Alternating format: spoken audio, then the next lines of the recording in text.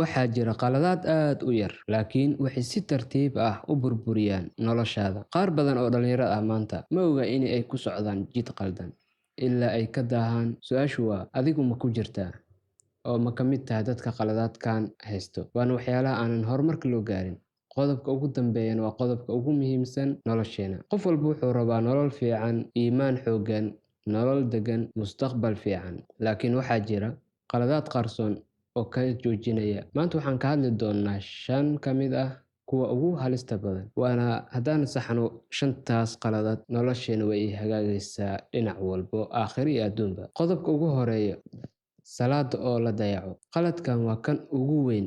Markaad salaada dayacdo, wax walba way burburaan. Iimaankaaga wuu daciifaa, maskaxdaada way wareertaa, noloshaada ma yeelato barako. Salaada oo la dayaco nolosha barakada ayay ka qaadaa, waxba kuma hagaagayaan haddii xataa aad isku dayid wax badan. Waana qaladka mar walba na haysto. Dayacada salaada, sidee loo dayaca salaada? Waxaa loo dayacaa in waqtigeedii dib loo dhigo, in shuruudaheeda qaar la dayaco oo la hilmaamo. Micnaheedu maaha in salaada dhan laga wada tago, ayadoo waqtigeedii la gaaray inaad waqtigaas aad dib u sii dhigtid ama aad waxyaalo kale ku mashquushid oo salaadii sidaas ay kaaga dayacanto waqtigeedii. Salaad waxay u baahan tahay waqtigeeda in lagu ilaaliyo, shuruudeeda lagu ilaaliyo si ay u noqoto salaad sax ah. Haddii aad rabto isbeddel dhab ah, ka bilow salaada.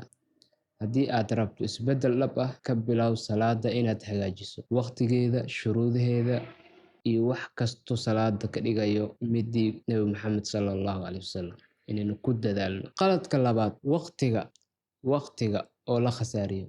Dhalinyaro badan maanta waxay lumiyaan saacado badan waxay ku lumiyaan social media, muuqaalo aan faa'iido u lahayn noloshooda, muuqaalada gaagaaban, TikTok ha ahaado. Waxyaalahaas ayaa inta ugu badan waqtigeena ku khasaarina. Waqtigaas aan khasaarinaynana waa waqtiga nolosheena, waaba nolosheena oo idil. Waa daqiiqad lagu daray, waa nolosheena inaynu ka faa'iidaysano. Mar walba qaladkaas aynu sameyno waa waxyaalaha dib inoo dhigayo. Laakiin waqtigaaga waa noloshaada. Haddii aad waqtigaaga lumiso, waxaad luminaysaa mustaqbalkaaga. Ogsoonow midaas, ha sahlanin. Waqtiga waa nolosheena. Qaladka saddexaad oo maanta aynu sameyno dhalinyaro ahaan, saaxiibada aanan wanaagsaneyn. Waxaan la soconaa asxaab aanan wanaagsaneyn, asxaab aanan mustaqbalkeena dan fiican ku soo kordhinin. Haddii aad la joogto dad aan salaad ilaalinaynin, haddii aad la joogto dad aanan hadaf lahayn, haddii aad la joogtid dad aanan akhlaaq iyo dhinac walba aanan ka wanaagsaneyn, haddii aad la joogto dad aanan hami sare lahayn, adiguna sidaas ayaad noqonaysaa. Qof aanan hami sare lahayn, qof aanan salaadiisa ilaalinayn, qof aanan hadaf lahayn. Haddii aad doonaysid inaad dhaqankaaga aad ogaatid, saaxiibkaaga kaliya fiiri. Dooro saaxiibo ku dhoweey Allah subxaanahu wa ta'ala.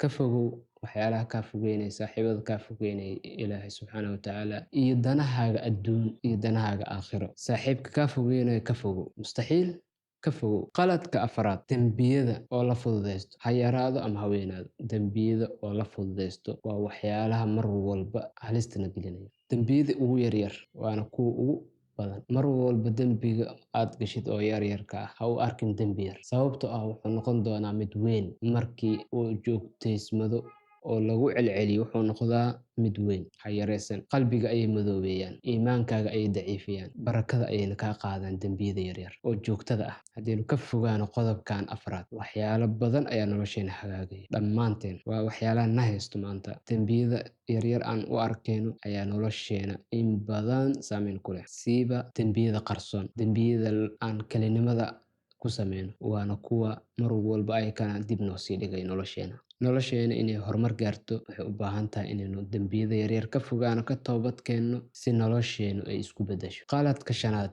waana qaladka ugu badan aynu galno. Qof walba hami buu leeyahay, rajo buu leeyahay, mustaqbal buu ka fikirayaa, balse ficil ma sameyno. Qof walba wuu ogyahay wax saxda ah, laakiin inta badan ficil ma sameyno, tilaabo ma qaadno, wax iskuma dayno, ma joogteyno. Waxaan dhahnaa beri ayaan bilaabeynaa, waqti ayaan u raadinayaa, sidaan ayaan yeelaynaa, laakiin berito ma imaanayso. Haddii aadan ficil qaadin maanta, noloshaadu wax ku hagaagaya ma jiraan. Haddaad wax qorshaysatid oo aad isku daydid inaad noloshaada wax badan ka beddeshid, waxay u baahan tahay inaad tilaabo aad qaadid si aad uga miro keentid qorshihii aad dejisay iyo waxyaalihii aad ku haminaysay. Riyooyinkaagii, mustaqbalkaagii waxay ku jiraan inaad tilaabo aad qaadid maanta. Adduunkan waxa la isku dhaafay waa ficilka, dadaalka iyo joogteynta. Qof walba hami buu leeyahay, rajo buu leeyahay, laakiin waxaa gaara oo keliya ah qofkii tilaabo qaado oo ficil sameeyo oo khataraha u bareero oo noloshiisa hore u socodsiiyo.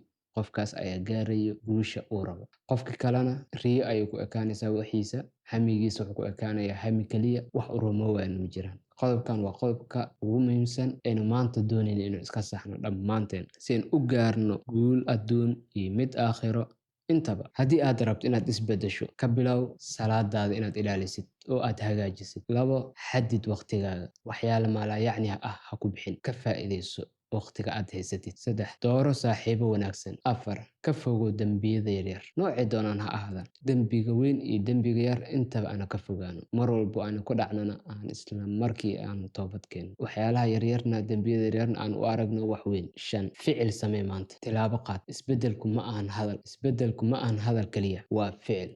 Waa tilaabo in hor loo qaado. Waa isku day. Waa joogtayn. Haddii aad dareento in fiidiyogan uu wax ka taabtay, muuqaalka like saar, kuna soo biir Mohan Usman, sababtoo ah halkan waxaan ku dhisaynaa dhalinyaro leh iimaan iyo nolol wanaagsan dhammaanteen. Mahadsanid.